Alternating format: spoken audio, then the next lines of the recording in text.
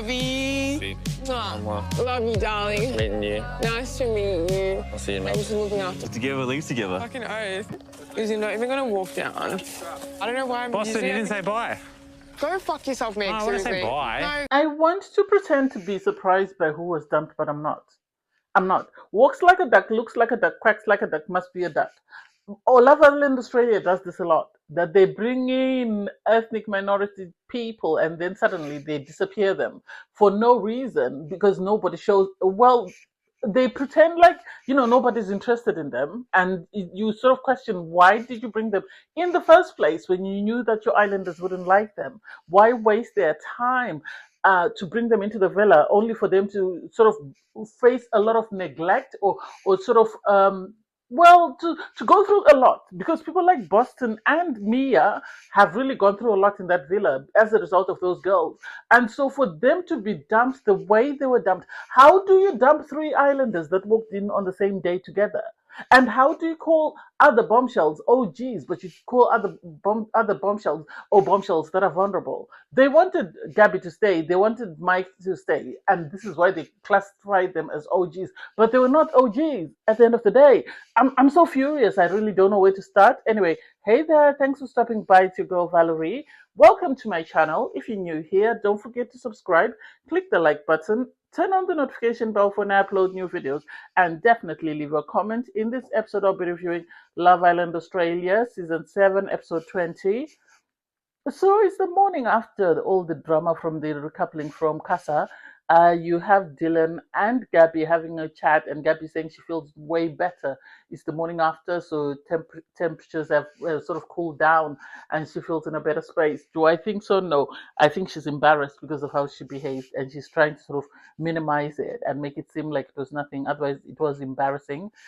While Gabby's having all this conversation and then getting out of bed, you have Jotham and Jade busy cuddling each other, taking selfies, and it's like he's in his own bubble. What Jotham will do is, whoever he's with, he gets into a bubble with them, and if things don't work out, he steps out of the bubble and moves on to the next bubble.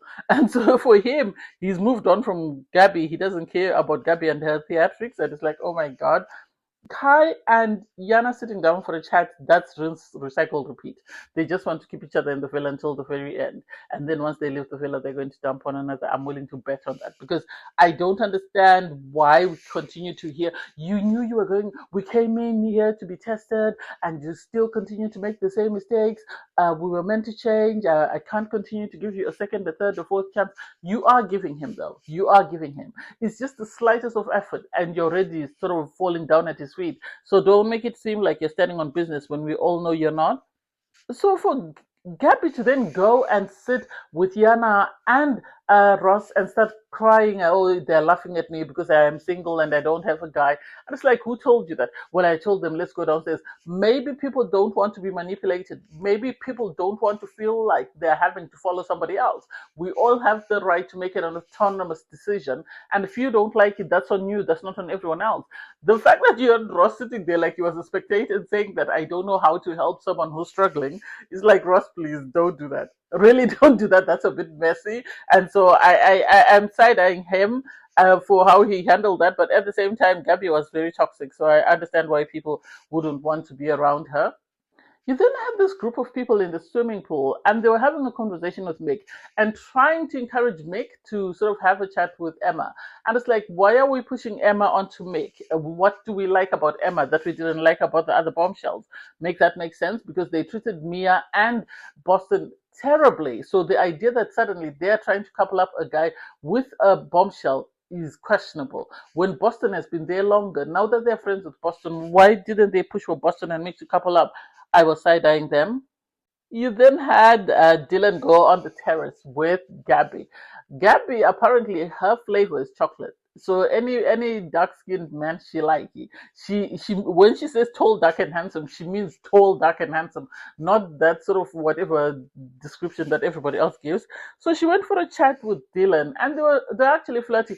Dylan likes himself a teaspoon of toxicity, and hopefully Gabby doesn't go overboard, because if she goes overboard, then Dylan is going to take a step back. But he likes himself a bit of toxicity. He gets excited by that. He already said that when she was being messy. So to see them flirting and sort of saying they're open to exploring a connection. Am I surprised? No.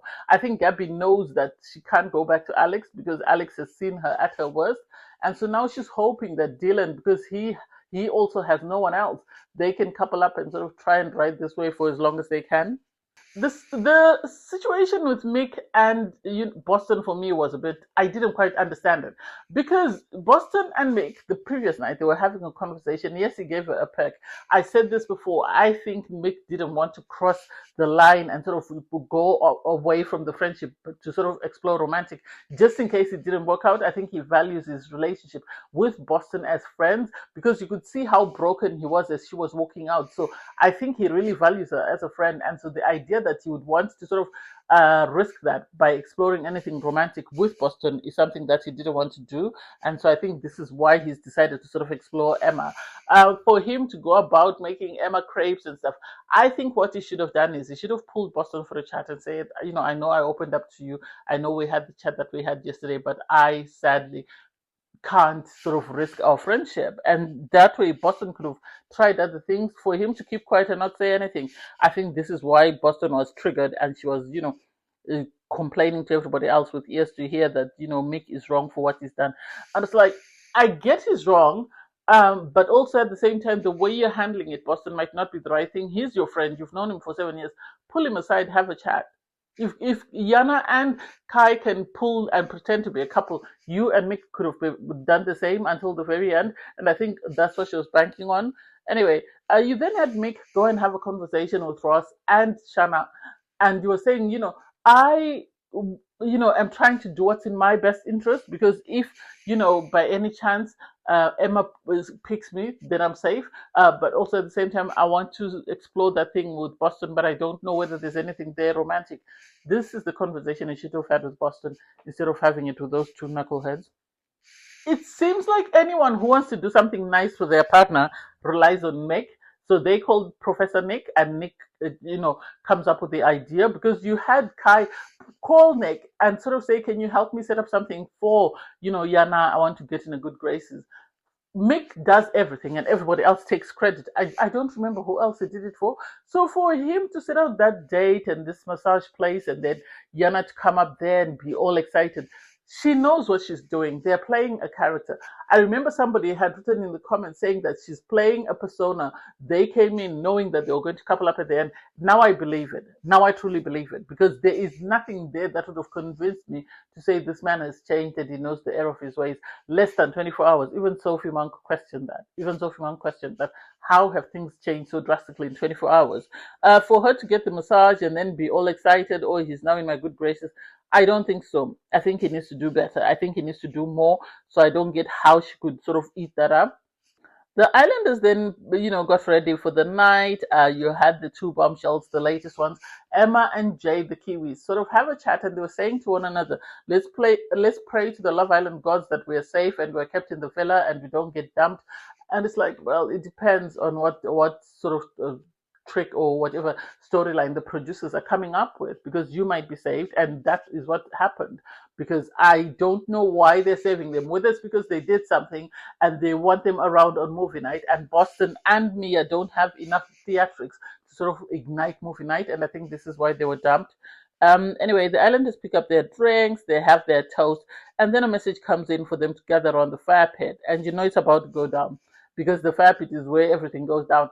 Anyway, Sophie Monk arrives and reveals that for the first time in Love Island, this is the first time that the first 6 people dumped have all been OG people. So what they're going to do is they're going to get the OG people to pick who they want to save, and then they'll see what happens next.